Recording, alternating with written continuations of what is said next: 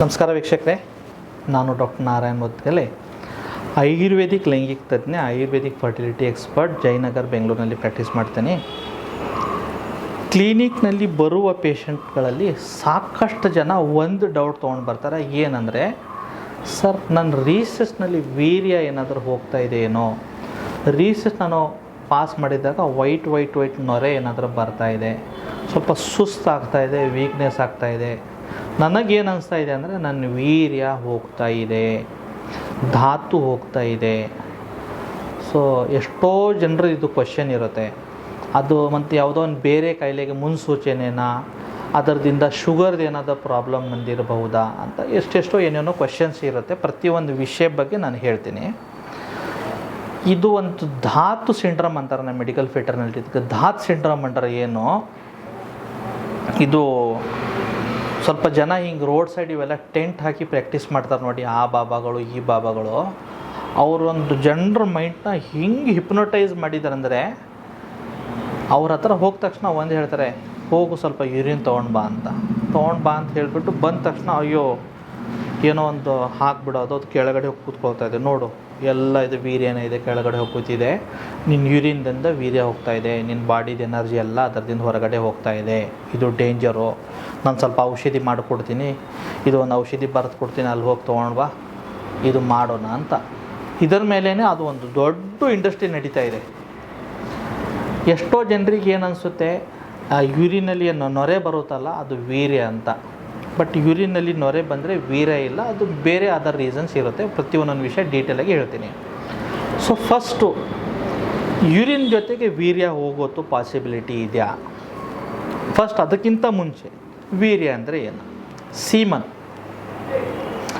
Semen is nothing but ಇದು ಒಂದು ಬಾಡಿದು ಸೀಕ್ರೆಷನ್ಸ್. ಆ ಸೀಕ್ರೆಷನ್ಸ್ ಎಲ್ಲ ಅಂದರೆ ರಿಪ್ರೊಡಕ್ಟಿವ್ ಆರ್ಗನ್ಸ್ ಸುತ್ತಮುತ್ತ ಇರುವ ಗ್ರಂಥಿಗಳು. ಅದು ಪ್ರೋಸ್ಟೇಟ್ ಗ್ರಂಥಿ ಇರ್ಬೋದು, ಅದು ಯುರೆಥ್ರಲ್ ಟ್ಯೂಬ್ಸ್ ಇರ್ಬೋದು, ಅಥವಾ ಬಲ್ಬೋ ಯುರೆಥ್ರಲ್ ಗ್ಲ್ಯಾಂಡ್ದಿಂದ ಆಗುವ ಸಿಕ್ರೆಷನ್ ಇರ್ಬೋದು, ಸೆಮ್ಯಾನೋವೆರಸ್ ಟ್ಯೂಬಲ್ಸ್ ಏನಿರುತ್ತಲ್ಲ ಅದರದಿಂದ ಆಗುವ ಸಿಕ್ರೆಷನ್ಸ್ ಇರಬಹುದು, ಅಥವಾ ಬೇರೆ ರಿಪ್ರೊಡಕ್ಟಿವ್ ಆರ್ಗನ್ನಿಂದ ಆಗುವ ಸಿಕ್ರೆಷನ್ಸ್. ಈ ಪ್ರತಿಯೊಂದು ಸಿಕ್ರೆಷನ್ ಒಂದು ಜಾಗನಲ್ಲಿ ಕಲೆಕ್ಟ್ ಮಾಡಿಬಿಟ್ಟು ಅದರ ಜೊತೆಗೇನು ವೀರ್ಯ ಒಂದು ಪಾರ್ಟ್ ಇರುತ್ತೆ.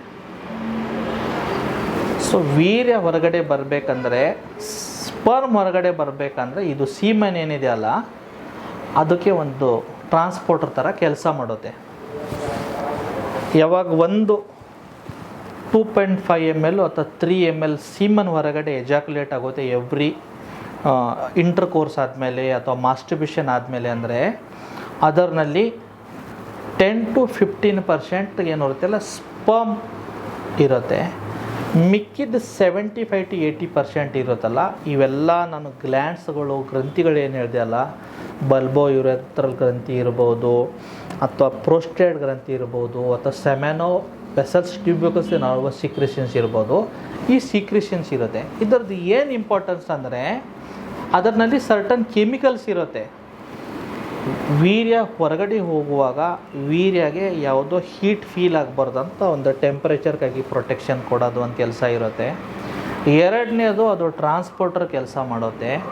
ಮೂರನೇದು ಅದಕ್ಕೆ ಒಂದು ಫುಡ್ ಸಪ್ಲಿಮೆಂಟ್. ಆ ವೀರ್ಯನಲ್ಲಿ ಏನಿರುತ್ತೆ ಅಲ್ಲ, ಜಿಂಕು, ಫಾಸ್ಫರಸ್ಸು, ಪೊಟ್ಯಾಸು, ಮ್ಯಾಗ್ನೀಸು, ಕಾರ್ಬೋಹೈಡ್ರೇಟು, ಮೈಟೊಕಾಂಡ್ರಿಯಾಸ್ ಇವೆಲ್ಲ ಏನು ಮಾಡುತ್ತೆ, ಫೀಮೇಲ್ ಬಾಡಿನಲ್ಲಿ ಒಂದು 4 ದಿನ 5 ದಿನ ವೀರ್ಯ ಸರ್ವೈವ್ ಆಗಬೇಕಂತ ಅದರ ಜೊತೆಗೆ ಅದು ಫುಡ್ ತೊಗೊಂಡು ಹೋಗಿದಿರುತ್ತೆ. ಇವಾಗ ನಮ್ಮ ಈ ಕ್ವಶನ್ ಏನಿದೆ ಅಂದರೆ, ಯೂರಿನಲ್ಲಿ ವೀರ್ಯ ಹೋಗುತ್ತಾ ಅಂತ. ಸರ್ಟನ್ ಕಂಡೀಷನ್ಸ್ ಇದೆ. ಯಾವಾಗ ಫಾರ್ ಎಕ್ಸಾಂಪಲ್ ನೀವು ಸೇರಿ ಆದಮೇಲೆ ನೀವು ಬಂದು ಮಲಗಿದ್ರ, ಆಮೇಲೆ ಒಂದು 2 ಅವರ್ 3 ಅವರ್ ಆದಮೇಲೆ ಹೋಗ್ಬಿಟ್ಟು ನೀವು ಸೇರುವಾಗ ಸಮ್ ಟೈಮ್ ಅದು ವೀರ್ಯದ ಡೆಬ್ರಿಜನ್ ಉಳಿದಿದೆಯಲ್ಲ, ಅದು ಯೂರಿನ್ ಜೊತೆಗೆ ಹೊರಗಡೆ ಬರೋದು ಪಾಸಿಬಿಲಿಟಿ ಇರುತ್ತೆ. ಸೊ ಆವಾಗ ಸ್ವಲ್ಪ ವೈಟ್ ಕಲರ್ ಏನಾದರೂ ಯೂರಿನಲ್ಲಿ ಕಾಣಿಸ್ಬೋದು. That is only happens when ನೀವು ಇಂಟರ್ಕೋರ್ಸ್ ಮಾಡಿದ್ದೀರಾ ಅಥವಾ ಮಾಸ್ಟರ್ಬೇಟ್ ಮಾಡಿದ್ದೀರಾ.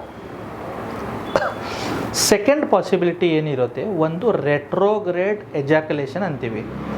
ರೆಟ್ರೋಗ್ರೇಡ್ ಎಜಾಕ್ಯುಲೇಷನ್ ಅಂದರೆ ಏನು, ಒಂದು ಇಂಟರ್ಕೋರ್ಸ್ ಆಗಿಬಿಡುತ್ತೆ. ಇಂಟರ್ಕೋರ್ಸ್ ಆದಮೇಲೆ ವೀರ್ಯ ಯುರೆಥ್ರಾದಿಂದ ಪೆನಿಸ್ದಿಂದ ಹೊರಗಡೆ ಬರೋದು ಚಾನಲ್, ನ್ಯಾಚುರಲ್ ಚಾನಲ್ಲು ಹೊರಗಡೆ ಬರಲ್ಲ. ಅದು ವೀರ್ಯ ಏನು ಮಾಡುತ್ತೆ, ರಿವರ್ಸ್ ಹೋಗ್ಬಿಡುತ್ತೆ.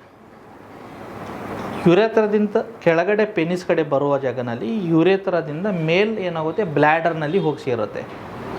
ಆವಾಗ ಆ ಬ್ಲ್ಯಾಡರ್ನಲ್ಲಿ ಯೂರಿನ್ ಜೊತೆಗೆ ಅದು ಮಿಕ್ಸ್ ಆಗಿಬಿಡುತ್ತೆ. ಆಮೇಲೆ ನೀವು ನೆಕ್ಸ್ಟ್ ಟೈಮ್ ನೀವು ರೀಸಸ್ ಪಾರ್ಡಸ್ ಮಾಡುವಾಗ ಅದರ ಜೊತೆಗೆ ಅದು ಸ್ವಲ್ಪ ವೀರ್ಯ ಹೊರಗಡೆ ಬಂದಿದ್ದಂಗೆ ಫೀಲ್ ಆಗುತ್ತೆ. ಬಟ್ ಇದು ಕಂಡೀಷನ್ ರೇರ್ ಕಂಡೀಷನ್, ಎಲ್ಲರಿಗೂ ಇರಲ್ಲ ಈ ಥರ. ರೆಟ್ರೋಗ್ರೇಡ್ ಏನಿದೆಯಲ್ಲ ತುಂಬ ಕಡಿಮೆ ಜನರಿಗೆ. ಮೂರನೇ ಪಾಸಿಬಿಲಿಟಿ ಏನಂದರೆ, ಇವತ್ತು ನಾಳೆ ಕೋವಿಡ್ ಆದಮೇಲೆ ತುಂಬ ಜನರಿಗೆ ಪ್ರೋಸ್ಟೇಟ್ ಗ್ರಂಥಿನಲ್ಲಿ ಎನ್ಲಾರ್ಜ್ಮೆಂಟ್ ಅಥವಾ ಸ್ವೆಲ್ಲಿಂಗ್ ಇದೆ.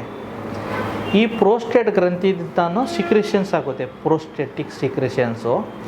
ಇದೂ ಸ್ವಲ್ಪ ವೈಟ್ ಕಲರ್ ಇರುತ್ತೆ. ಆ ಸ್ವೆಲ್ಲಿಂಗ್ದಿಂದನೂ ಕೂಡ ಸಮ್ ಟೈಮ್ ಯೂರಿನ್ ಪಾಸ್ ಮಾಡುವಾಗ ವೈಟ್ ಕಲರ್ ಏನಾದರೂ ಒಂದು ಕೆಮಿಕಲ್ ಬರುತ್ತೆ. ಅದರಿಂದನೂ ನಿಮಗೆ ಸಮ್ ಟೈಮ್ ಅನಿಸ್ತಾ ಇದೆ ನಂದು ವೀರ್ಯ ಚಲಿತಾ ಇದೆ ಅಂತ. ಬಟ್ ದಟ್ ಈಸ್ ನಾಟ್ ವೀರ್ಯ, ಇಟ್ ಈಸ್ ಎ ಜಸ್ಟ್ ಒಂದು ಸೀಕ್ರೇಷನ್.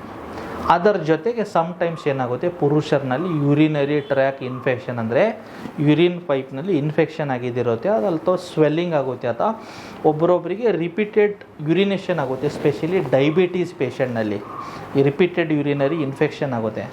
ಅಂಥ ಕಂಡೀಷನ್ನಲ್ಲಿನೂ ಈ ಬಲ್ಬೋ ಯುರೇಥ್ರ ಗ್ರಂಥಿದಿಂದ, ಪ್ರೋಸ್ಟೇಟ್ ಗ್ರಂಥಿದಿಂದ ಸಿಕ್ರೇಷನ್ಸ್ ಆಗಿದ್ದಿರುತ್ತೆ. ಇಟ್ ಈಸ್ ಜಸ್ಟ್ ಎ ಒಂದು ವೈಟ್ ಕಲರ್ ಲಿಕ್ವಿಡ್, ಇದನ್ನು ಪ್ರೀಕಮ್ ಅಂತೀವಿ. ಬಟ್ ಇದು ಯಾವುದೋ ರೀತಿ ಸ್ಪರ್ಮ್ ಇಲ್ಲ, ಸ್ಪರ್ಮ್ ನಿಮ್ಮ ಬಾಡಿಯಿಂದ ಹೊರಗಡೆ ಚಲಿತಾ ಇಲ್ಲ. ಅನ್ನೆಸೆಸರಿ ತಲೆ ಕಟ್ಸ್ಕೋಬೇಡಿ. ಮತ್ತೊಂದು ತಾವು ಏನು ಕೇಳೋದಂದರೆ, ಯೂರಿನ್ ಪಾಸ್ ಮಾಡುವಾಗ ಹಿಂಗೆ white white white white white white ನರೆ ಬರುತ್ತೆ ಅಲ್ಲ, ಅದು ಏನು? ಯೂರಿನ್ ಈಸ್ ನಥಿಂಗ್ ಬಟ್ ನಿಮ್ಮ ಇಡೀ ಬಾಡಿದು ವೇಸ್ಟ್. ಒಬ್ಬರೊಬ್ಬರು ನೀರು ಕಡಿಮೆ ಕೊಡ್ತಾರೆ, ಅಂಥ ಕಂಡೀಷನಲ್ಲಿ ಏನಾಗುತ್ತೆ, ಕಾನ್ಸಂಟ್ರೇಟೆಡ್ ಯೂರಿನ್ ಆಗುತ್ತೆ. ಕಾನ್ಸಂಟ್ರೇಟೆಡ್ ಯೂರಿನಲ್ಲಿ ಜಾಸ್ತಿ ಏನಿರೋದು, ಯೂರಿಯಾ, ಅಮೋನಿಯಾ, ನೈಟ್ರೇಟ್ಸು, ಮ್ಯಾಗ್ನೀಸು, ಇವೆಲ್ಲ ಏನು ಎಕ್ಸ್ಕ್ರಿಟರಿ ಸಿಸ್ಟಮ್ದಿಂದ ಹೊರಗಡೆ ಚೆಲ್ಲುವ ಕೆಮಿಕಲ್ಗಳು ಕಾನ್ಸಂಟ್ರೇಟೆಡ್ ಆದಮೇಲೆ ಸಮ್ ಟೈಮ್ ಹಿಂಗೆ ಗ್ರೌಂಡ್ ಮೇಲೆ ಬಿದ್ದಾದಮೇಲೆ, ಅಲ್ಲಿ ಫಾರ್ ಎಕ್ಸಾಂಪಲ್ ಸ್ಯಾಂಡಿ ಭೂಮಿ ಇದೆ, ಸ್ವಲ್ಪ ಮರಳು ಏರಿಯಾ ಇದೆ, ಆ ಮರಳು ಜೊತೆಗೆ ಇದು ಬಿದ್ದ ತಕ್ಷಣ ಆ ಮರಳು ಜೊತೆಗೆ ಇದು ರಿಯಾಕ್ಟ್ ಮಾಡಿಬಿಟ್ಟು ಸ್ವಲ್ಪ ವೈಟ್ ಏನು ಮಾಡುತ್ತೆ, ಫ್ರೋತ್ ಡೆವಲಪ್ ಮಾಡುತ್ತೆ. ಆ ಫ್ರೋತ್ ನೋಡಿಬಿಟ್ಟು ನಿಮಗೆ ಅದು ವೈಟ್ ಇದು ನೋಡಿಬಿಟ್ಟು ನಮ್ಗೆ ಅನ್ನಿಸ್ತು ವೀರ್ಯ ಹೋಗ್ತಾ ಇದೆ ಅಂತ. ವೀರ್ಯ ಇಲ್ಲ, ಅದು ಯೂರಿಯಾ, ಅಮೋನಿಯಾ ಆ ಪರ್ಟಿಕ್ಯುಲರ್ ಮಣ್ಣು ಜೊತೆಗೆ ರಿಯಾಕ್ಟ್ ಆಗಿಬಿಟ್ಟು ಈ ಥರ ಒಂದು ಕಲರ್ ಡೆವಲಪ್ ಆಗ್ತಾ ಇದೆ. ಸೊ ಇದು ಧಾತ್ ಸಿಂಡ್ರಮು ಅಥವಾ ಇದು ವೀರ್ಯ ಹೊರಗಡೆ ಹೋಗ್ತಾ ಇದೆ, ಇದರಿಂದ ಸ್ವಲ್ಪ ಹೊರಗಡೆ ಬನ್ನಿ. ಅದು ರಿಯಾಲಿಟಿ ಇಲ್ಲ, ಅದು ಸುಮ್ಮನೆ ಒಂದು ಇವೆಲ್ಲ ಟೆಂಟ್ಗಳದ್ದು ಒಂದು ಪ್ರೊಪಗಂಡ ಅದು. ಎರಡನೇದು, ನಾನು ಡಯಾಬಿಟೀಸ್ ಪೇಷಂಟ್ ಬಗ್ಗೆ ಇವಾಗ ಇಲ್ಲಿ ಮಾತಾಡೋಕ್ಕೆ ಇಷ್ಟಪಡ್ತೀನಿ. ಏನಂದರೆ, ಡಯಾಬಿಟೀಸ್ನಲ್ಲಿ ಒಂದು ಕಂಡೀಷನ್ ಇರುತ್ತೆ, ಅದನ್ನು ಪ್ರೋಟೀನ್ಯೂರಿಯಾ ಅಂತೀವಿ. ಪ್ರೋಟೀನ್ಯೂರಿಯಾ ಅಂದರೆ ಏನಪ್ಪ ಅಂದರೆ, ಬಾಡಿನಲ್ಲಿ ಇರುವ ಪ್ರೋಟೀನ್ಸು ಯೂರಿನ್ ಮುಖಾಂತರ ಹೊರಗಡೆ ಹೋಗುತ್ತೆ. ಅಂಥ ಕಂಡೀಷನಲ್ಲಿ ಸ್ವಲ್ಪ ಸ್ವಲ್ಪ ಯೂರಿನ್ ಏನು ಮಾಡುತ್ತೆ, ಥಿಕ್ ಇರುತ್ತೆ ಮತ್ತು ಸ್ವಲ್ಪ ವೈಟಿಶ್ ಕಲರ್ ಇರುತ್ತೆ. ಡಯಾಬಿಟಿಕ್ ಪೇಷಂಟ್ನಲ್ಲಿ ಆ ಥರ ಹೋಗ್ತಾ ಇದೆ. ನಿಮಗೆ ವೇಟ್ ಲಾಸ್ ಏನಾದರೂ ಆಗ್ತಾಯಿದೆ, ಓವರಾಲ್ ಬಾಡಿನಲ್ಲಿ ಮಸಲ್ಸ್ ಶ್ರಿಂಕ್ ಆಗ್ತಾಯಿದೆ, ತೊಡೆ ಸೈಜ್ ಗಾತ್ರ ಚಿಕ್ಕದಾಗ್ತಾಯಿದೆ, ನಿಮ್ಮ ಪೂರ್ತಿ ಶೋಲ್ಡ್ರ್ ಎಲ್ಲ ಮುಂಚೆ ಚೆನ್ನಾಗಿತ್ತು ಇವಾಗ ಸ್ವಲ್ಪ ವೀಕ್ ಆಗ್ತಾಯಿದೆ ಅಂದರೆ ಅದು ಎಚ್ಚರಿಕೆ ಸೈನು. ಬಾಡಿಯಿಂದ ಕಿಡ್ನಿ ಏನು ಮಾಡ್ತಾಯಿದೆ, ಪ್ರೋಟೀನ್ಸ್ನ ಹೊರಗಡೆ ಚಲಿತಾ ಇದೆ ಅಂತ. ಇದನ್ನು ರಿವರ್ಸ್ ಮಾಡಬೇಕಂದ್ರೆ ಏನು ಮಾಡಬೇಕಂದ್ರೆ, ಫಸ್ಟು ಫಿಸಿಕಲಿ ಆ್ಯಕ್ಟಿವ್ ಆಗಿರಿ. ಬಾಡಿನಲ್ಲಿ ಇನ್ಸುಲಿನ್ ರೆಸಿಸ್ಟೆನ್ಸ್ ಆಗಿದೆಯಲ್ಲ ಅದನ್ನು ಸ್ಲೋಲಿ ಕಡಿಮೆ ಮಾಡಿ. HbA1c level, high sugar, hyper ಏನಿದೆಯಲ್ಲ ಗ್ಲೈಸಿಮಿಕ್ ಲೆವೆಲ್ ಇದೆಯಲ್ಲ ಅದನ್ನು ಕಂಟ್ರೋಲ್ ಮಾಡಿ. ಮತ್ತು ಸ್ವಲ್ಪ ಆಹಾರದಲ್ಲಿ ಪ್ರೋಟೀನ್ಸ್ ಅಂಶ ಜಾಸ್ತಿ ತಿನ್ನಿ. ಪ್ರೋಟೀನ್ಸ್ ನೀವು ಎಗ್ ಮುಖಾಂತರ ತೊಗೋಬೋದು, ಮೊಳಕೆ ಮುಖಾಂತರ ತೊಗೋಬೋದು, ಸ್ಪ್ರೌಟ್ಸ್ ಮುಖಾಂತರ ಪ್ರೋಟೀನ್ ಡೈಟ್ ತೊಗೋಬೋದು. ಜೊತೆಗೆ ಪ್ರೋಟೀನ್ ಪೌಡರ್ಸ್ ಕೂಡ ಬರುತ್ತೆ ಡಯಾಬಿಟಿಸ್ ಪೇಷಂಟ್ನಲ್ಲಿ ಅಂತ, ಅದು ಕೂಡ ತೊಗೊಂಡ್ಬಿಟ್ಟು ಹೋಗುವ ಪ್ರೋಟೀನ್ನ ನೀವು ಪ್ರೊಟೆಕ್ಟ್ ಮಾಡ್ಬೋದು. ಬಟ್ ಹೆಂಗೆ ಹುಡುಗರಿಗೆ ಒಂದು ಹೇಳ್ತೀನಿ, ವೀರ್ಯ ಅನ್ನೆಸೆಸರಿ ಯೂರಿನ್ನಲ್ಲಿ ಹೋಗಲ್ಲ. ಬಿಕಾಸ್ ಅದು ವೀರ್ಯ ಟೆಸ್ಟಿಕಲ್ಸ್ದಿಂದ ಯೂರಿನ್ ಪೈಪ್ಗೆ ಬರಬೇಕಂದ್ರೆ ಒಂದು ದೊಡ್ಡ ನೆಟ್ವರ್ಕ್ ಇದೆ, ಒಂದು ಆಫೀಸ್ 4-5 ಸೆಕ್ಯೂರಿಟಿ ಗಾರ್ಡ್ಸ್ ಇರುತ್ತೆ ಮೆನ್ ಬಾಸ್ಗೆ ಮೀಟ್ ಆಗಬೇಕಂದ್ರೆ. ವೀರ್ಯ ಏನಿದೆ ನಿಮ್ಮ ಬಾಡಿದ ಮೆನ್ ಬಾಸ್ ಒಳ್ಳೆ ತುಂಬ ಸೆಂಟರ್ನಲ್ಲಿ ಹೋಗಿ ಕೂತಿದ್ದಿರ್ತಾನೆ. ಸುಮ್ಮನೆ ಸಣ್ಣ ವಿಷಯಕ್ಕೆ ಯಾರೋ ಬಂದಿದ್ದಾರೆ ಅಂತ ಹೊರಗಡೆ ಬರಲ್ಲ, ಅವನು ಒಳಗಡೆ ಕಳಿಸ ಅಂತ ಹೇಳ್ತಾನಲ್ಲ. ಸೊ ವೀರ್ಯ ಸುಮ್ಮನೆ ಅನ್ನೆಸೆಸರಿ ಹೊರಗಡೆ ಬರಲ್ಲ. ಪೂರ್ತಿ ಎಲ್ಲ ಗೇಟ್ಸ್ ಓಪನ್ ಆಗಬೇಕು, ಅವಾಗ ಮಾತ್ರ ಅದು ಹೊರಗಡೆ ಬಂದುಬಿಡುತ್ತೆ. ಟೆಸ್ಟಿಕಲ್ಸ್ದಿಂದ ಯೂರಿನ್ವರೆಗೆ ಬರಬೇಕಂದ್ರೆ 4 ಸೆಕ್ಯೂರಿಟಿ ಗೇಟ್ ಓಪನ್ ಮಾಡಿಬಿಟ್ಟು ಅವನು ಹೊರಗಡೆ ಬರಬೇಕು. ಅವನು ಸೊ ಅನ್ನೆಸೆಸರಿ ಸುಮ್ಮನೆ ಹೊರಗಡೆ ಬರೋಲ್ಲ, ಟೆನ್ಷನ್ ಮಾಡ್ಕೋಬೇಡಿ, ಖುಷಿಯಾಗಿರಿ, ನಗನಗ್ತಾ ಇರಿ. ಸೆಕ್ಸ್ ಬಗ್ಗೆ ಇನ್ಫಾರ್ಮೇಟಿವ್ಸ್ ವಿಡಿಯೋ ನೋಡಿ, ಬಟ್ ಯಾವುದೋ ರೀತಿ ಪಾರ್ನ್ ವಿಡಿಯೋ ನೋಡಿಬಿಟ್ಟು ಪಾರ್ನ್ ಅಡಿಕ್ಟ್ ಆಗಬೇಡಿ. ನಮಸ್ತೆ.